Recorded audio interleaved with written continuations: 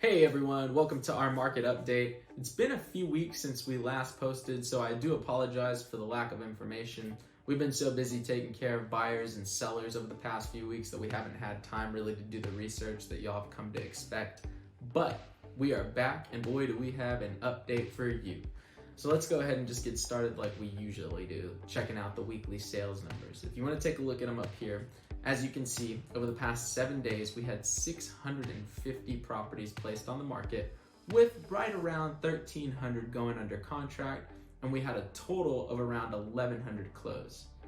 That, being that we're entering into the summer months, you can expect an uptick of listings and of sales, and that's basically what we're seeing compared to the past few months. We certainly still have an upside down situation in terms of the properties that are being placed on the market versus the properties that are going under contract each week. There's definitely way more properties going under contract each week that are being placed on market, almost about twice as much.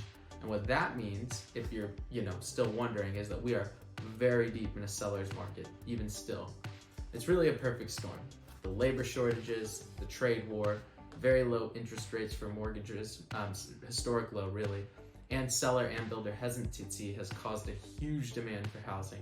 Prices for everything like lumber and other building materials have skyrocketed over the past year, over the past 12 months. As you can see here, the lumber is almost 3 times as expensive as it was this time last year. It's absolutely insane.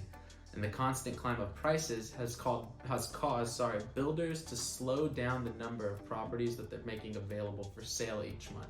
They don't want to oversell as prices climb and then they have to pay more to build. That coupled with low resale inventory because of the virus last year, and you end up with fewer properties than are needed just to keep up with the demand for all the buyers who are actively looking for homes.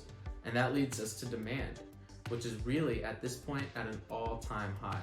I personally think that there's 2 reasons for this. The first one comes down to affordability. The mortgage rates have been at an all-time low for basically the past year.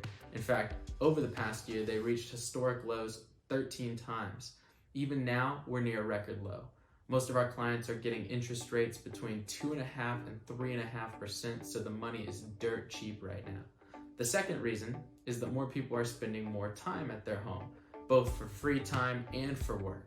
Over the past year, people have really been forced to reanalyze their living situations, and quite a few people, many of them, have determined that purchasing a home is way better than the alternative, whether it be renting an apartment, renting someone else's home. There's just a lack of stability there. Some people need to upsize, and of course, you always have people needing to downsize, but ultimately, the way that we live and play from home has changed. People are able to live further away from their place of work nowadays, and often they need more room to spread out when they are at home hanging out.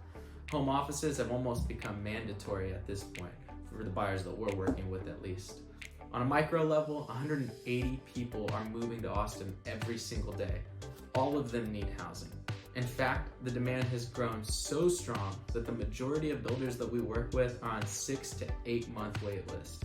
And if you can't wait, be prepared to spend some time searching for a property off market with your realtor, or be prepared to put a significant amount of cash down so that you can compete in a multiple offer situation or a bidding war. I've also seen people bidding on rentals at this point, which is quite astounding. It's something I've never seen in my career, but it just goes to show you how short we are on property in the area. This is the reality of our market, and quite frankly, there's no end in sight, so don't sit on the sidelines if you're trying to wait this out. I would talk to a professional realtor immediately and start the process right now. The thing is, whether you're building or you're searching off market, it is going to take some time. You're going to want to get started searching for a home or working with a realtor and a mortgage broker about a year out from your actual move, if that's even an option for you. In reverse, it's true for sellers. The reverse, is true for sellers. Moving can be tricky for sure, but it's not something that can't be handled. And if you're a seller, you can get way above top dollar right now with bidding wars. And so you can also receive extensive rent backs for your property, and that gives you the time and flexibility you need to move. It's probably one of the best selling opportunities in history. So just know, no matter what your next move is, even after you sell, there are strategies to help you pull off a good move and to make that transition smooth.